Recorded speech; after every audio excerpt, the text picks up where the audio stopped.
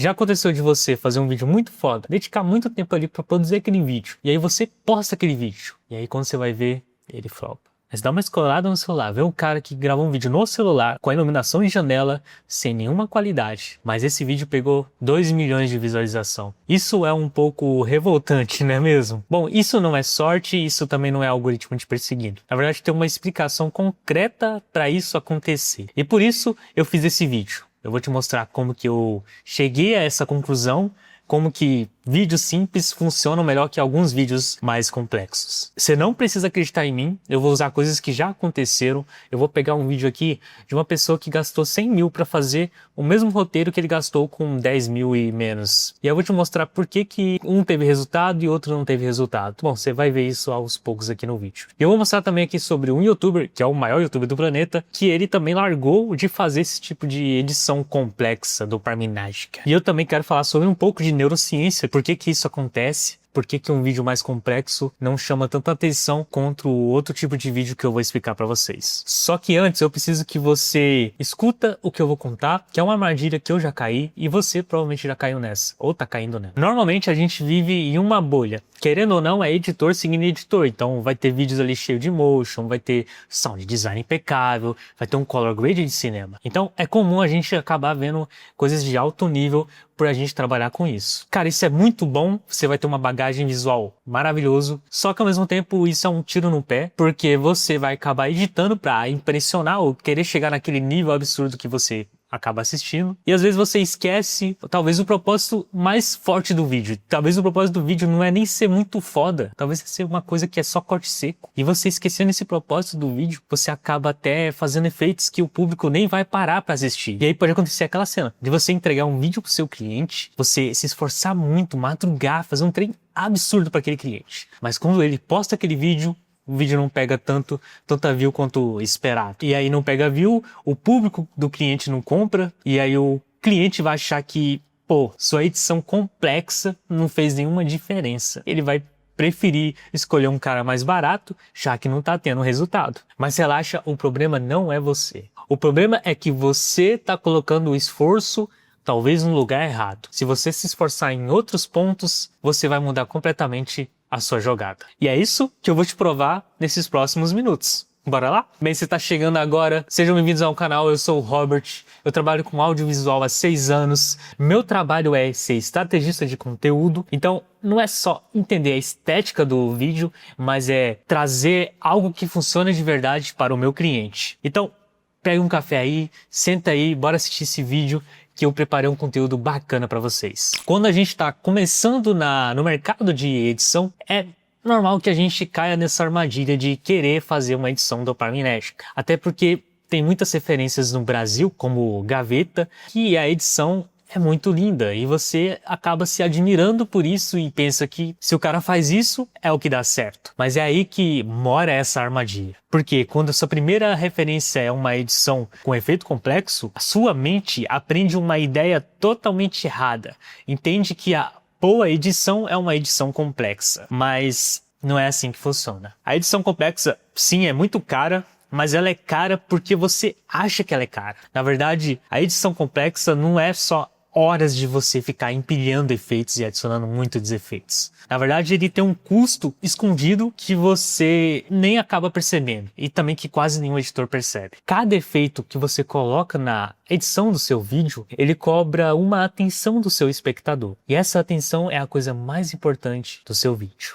O cérebro ele tem um limite do que visualmente aparece para ele. Então é um limite de processamento. Se ele gasta esse limite tentando entender a transição, o zoom, o lettering, tudo aquilo que você coloca na tela, vai sobrar menos espaço para ele processar. E aí ele vai esquecer a única coisa que mais importa num vídeo, que é a história que está sendo contada. Ou seja, você pode estar pagando caríssimo em horas de efeitos para deixar o seu vídeo pior de assistir. Eu sei que dói muito ouvir isso, e se você acha que isso é minha opinião, deixa eu te mostrar pessoas que tinham muito motivos para discordar disso. E é uma pessoa que você com certeza já conhece. Se tem alguém que construiu um império em cima de uma edição frenética, uma edição dopaminérgica, esse alguém é o MrBeast. Cada corte, cada segundo, aquelas coisas, explosão, gritaria, um monte de Nossa, era uma edição muito louca. E durante anos, editar estilo MrBeast foi literalmente um tipo de serviço que você vendia como editor. Mas aí, em março de 2024, 2 anos atrás, ele publicou o seguinte: no último ano, desacelerei nossos vídeos e foquei em storytelling. Deixei as cenas respirarem e gritei menos, coloquei mais personalidade e fiz vídeos mais longos. E logo, as nossas views dispararam. Meus colegas youtubers, vamos abandonar a era do conteúdo ultra acelerado e super estimulado. Isso nem funciona. Basicamente é o MrBeast falando que esse tipo de conteúdo não funciona. O cara que trouxe a edição dopaminérgica. E isso realmente tem prova. As views dele entre 90 dias, saiu de 60 milhões para mais ou menos 150 milhões em alguns vídeos ali em média. Então, cara, meio que dobrou as visualizações do cara. Por que que isso aconteceu e por que que tá dando mais certo um conteúdo desse jeito, focado em storytelling? Porque é assim que funciona uma retenção. A retenção não se baseia em uma edição dopaminérgica e o tanto de coisas que você vai jogar na tela da pessoa. Depende do que você está contando para a pessoa. Hoje em dia, a maioria dos espectadores, eles não se mantêm tão fácil em um vídeo. Então, se você fica lotando de estímulos visuais naquele cara, a chance dele se cansar do seu vídeo é muito fácil. Ele quer ouvir conexão humana, ele quer se conectar com pessoas, ele não quer ficar assistindo um monte de explosão e um monte de coisa louca acontecendo na tela. Ele quer verdade. E verdade, cara, é isso que a gente faz aqui. É conversar com a pessoa, trazendo um conteúdo que realmente ajude. E não um conteúdo sem alma, sem sentido nenhum, com uma edição que só tá ali pra prender você. Então pensa como isso significa muito na edição. Ninguém vai sentar no sofá ou numa cadeira ali depois de um trabalho pra tomar um soco de estímulo, sabe? A pessoa, ela senta pra ouvir uma conversa, talvez uma história, um raciocínio que se desenrola. E, por exemplo, o YouTube tá meio que virando uma nova TV. Na TV o que sempre reinou foi o quê? Foi edição complexa? Foi edição dopaminérgica? Não foi. Foi uma edição que tinha narrativa, que tinha propósito e que tinha motivo. Até o pânico tinha motivo. Não era uma coisa aleatória. E exatamente por causa disso que explodiu um formato que muda a forma de como você produz vídeos. E esse formato é o Yap Content. Se você nunca ouviu esse nome, Yap Content é basicamente tagarelar. É a pessoa abrir a câmera, muitas vezes no celular, e simplesmente falar. Sem cenário montado, sem motion e quase nenhum corte. Vamos dizer que é o que a gente chama aqui no Brasil de lo-fi.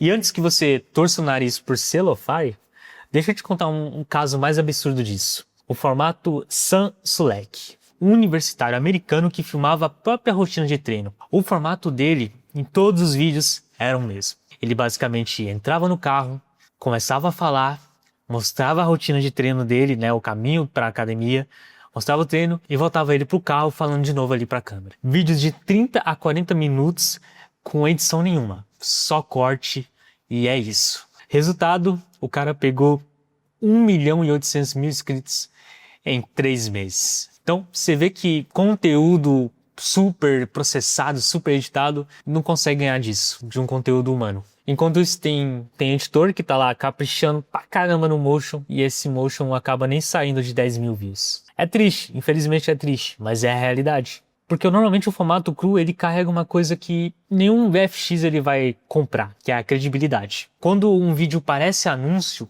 o cérebro da pessoa levanta a guarda. E quando parece uma pessoa real falando, a guarda baixa, a pessoa se conecta mais. Anúncios em formato lo-fi no TikTok têm uma taxa de visualização de até 32% maior do que os polidos. E Reels crus performam acima de 20% a mais do que vídeos feitos em estúdio. Agora, preste atenção nessa frase que eu tenho para te dizer, porque ela é uma das partes mais importantes que eu quero falar sobre o conteúdo lo-fi ou esse app content. Essa ideia de vídeo simples é uma estética, mas ela não é o processo do vídeo.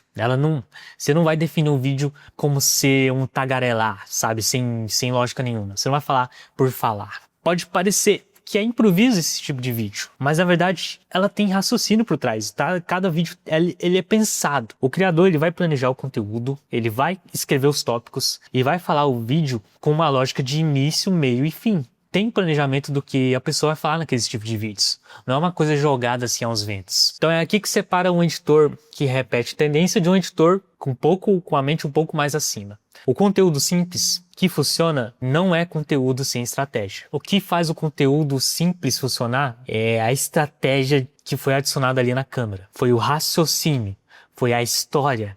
Em vez de você pensar ali em criar um monte de efeito e empilhar um monte de efeito, pensa na estratégia do seu vídeo. Você vai ver que o seu vídeo vai performar muito melhor do que um vídeo sem muita ideia do que vai ser. Tá, mas por que que o ser humano prefere uma pessoa falando 40 minutos num carro, sem uma edição super complexa, só uns cortes ali seco com uma história, e aí uma edição super complexa, sem história nenhuma, o cara não aguenta nem 40 segundos?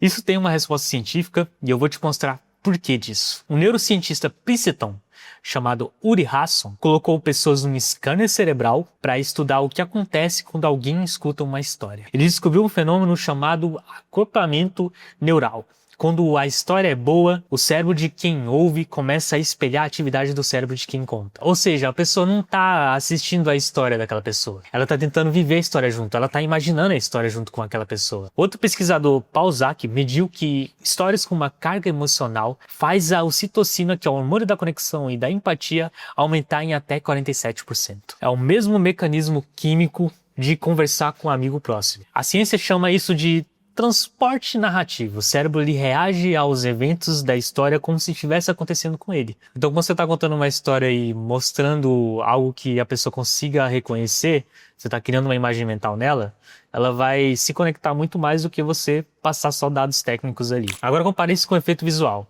O efeito ele trabalha com novidade. Isso é ótimo. Só que a novidade ela satura muito rápido. Por exemplo, quando você está com a primeira transição, realmente ela vai impressionar a pessoa. Mas quando você está na quinta transição repetida, cara, isso já não vira nada para o espectador. O cérebro ele se acostuma com o estímulo repetido. Mas agora se você coloca uma pergunta aberta para essa pessoa, uma coisa que faça instigar ela para querer escutar mais o que você esteja falando, isso o cérebro não consegue ignorar. Porque se você deixa uma história pela metade, a pessoa quer escutar o resto da metade, ela quer saber o que aconteceu. Com isso você acaba fisgando a atenção daquela pessoa. E é por isso que o loop aberto segura a retenção melhor do que um efeito visual que você taca. E também é por isso que vídeos simples, sem edição, só corte, conseguem dar certo. Porque eles têm histórias boas, histórias bem estruturadas. E aí a gente volta para aquela pergunta que eu fiz lá atrás. Por que um vídeo simples, por exemplo, do Whindersson Nunes, com corte seco, faz milhões de visualizações e uma complexa, com muita coisa estilo Daniel Penin, não sai dos 10 mil views? Porque a gente trabalha com pessoas. E o vídeo é uma pessoa comunicando com uma outra pessoa do outro lado da tela. A pessoa não conecta com estética sem propósito.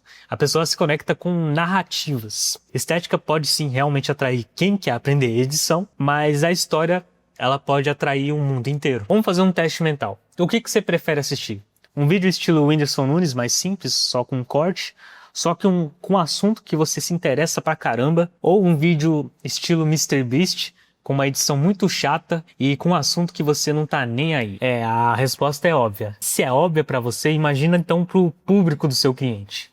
É isso que você tem que começar a extinguir no seu pensamento. O que o meu público vai querer assistir? Se aquilo faz sentido, sua edição tá boa. Só que eu sei que você pode estar se perguntando, tá, mas isso é tudo exemplo de criador. Será que isso funciona para audiovisual? Bom, isso é uma ótima pergunta e ela foi respondida por uma pessoa que gastou $100 mil para responder essa pergunta. A Wistia, uma empresa americana de vídeo, fez um experimento onde eles contrataram a mesma produtora para criar 3 anúncios do mesmo produto, com 3 orçamentos diferentes. Um de $1.000, outro de $10 mil e outro de $100 mil.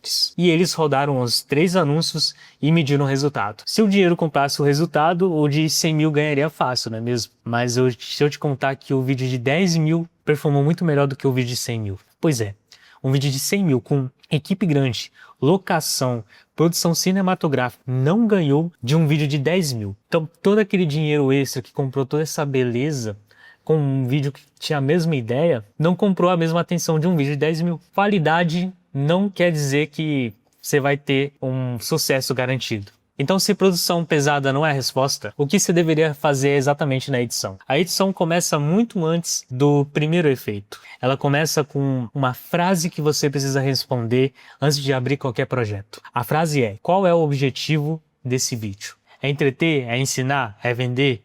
É emocionar? Bom, cada objetivo ele pede um vídeo diferente. E quem pula essa pergunta acaba editando no escuro, acaba decorando o vídeo na esperança de que algum deles funcione e basicamente o cara tá brincando na sorte. E depois de você definir o objetivo desse vídeo, o outro passo que eu recomendo muito e que todo mundo pula é assistir um material bruto. Assistir de verdade. Eu sei que a IA ela corta o respiro, ela corta todos os erros ali de forma automatizada, mas não só isso você deveria utilizar, você deveria saber que a IA não vai saber qual emoção que aquele vídeo vai passar, então você vai precisar assistir o vídeo bruto. Você meio que está destruindo o potencial enorme do seu vídeo por você não assistir ele. Ainda mais quando você vê que o vídeo tem uma pausa espontânea, quando a frase está dita com mais emoção. Esses momentos aí são tipo o ouro da edição. E o terceiro passo que eu recomendo depois de você definir o objetivo e assistir o vídeo é você definir as emoções do seu vídeo.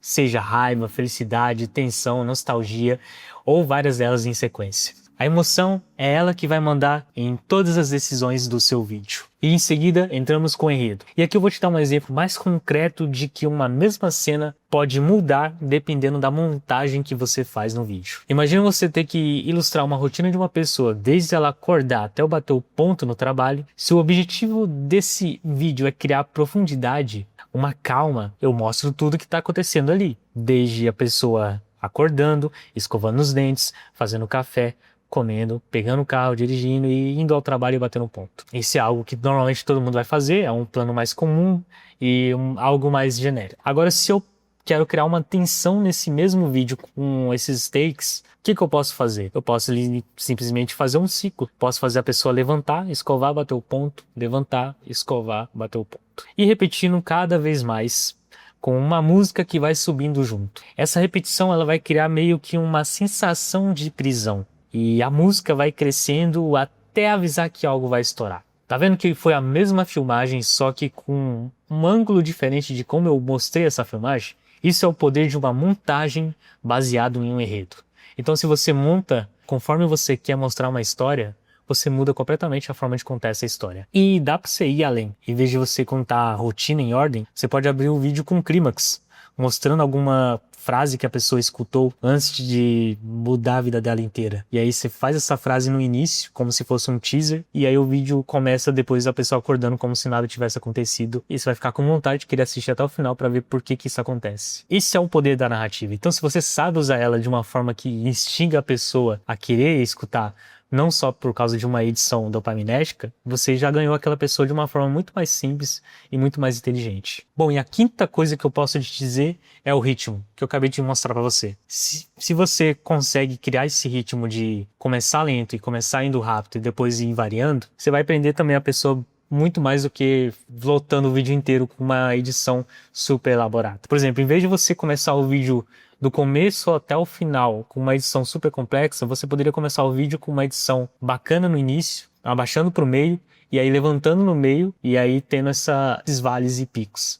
Você vai variando a edição. Assim você consegue prender a atenção da pessoa e também não precisa editar igual maluco. E você repara que eu nem falei de efeito nessa lista toda. Mas aí isso quer dizer que você não deve utilizar nenhuma habilidade técnica, nenhum efeito ali. Pelo contrário, você vai usar. Só que é a técnica que vai te mostrar quando você usar esse efeito. A diferença é que, em vez de você tacar efeito igual um louco, você precisa pensar se esse efeito vai servir à história e se ela vai fazer sentido para aquele enredo. Se não faz sentido, você só está tentando fazer um portfólio bonito. A regra é simples. Se o efeito não faz sentido, remove ele. Porque o vídeo não vai perder nada. O efeito não deveria estar ali, então para que colocar? Se o efeito vai fazer o vídeo seguir uma vibe e vai se encaixar com a história e vai ter algum sentido, um propósito, aí sim, esse efeito vai ser o tempero especial para você colocar no seu vídeo, mas não como se fosse a parte principal do seu prato. O editor que vai entender isso, ele vai parar de vender horas de timeline e vai passar a vender resultado. Se você chega no cliente e em vez de você falar que faz motion e fala que sabe por que o público abandona o seu vídeo no minuto tal, você já conquistou esse cliente. São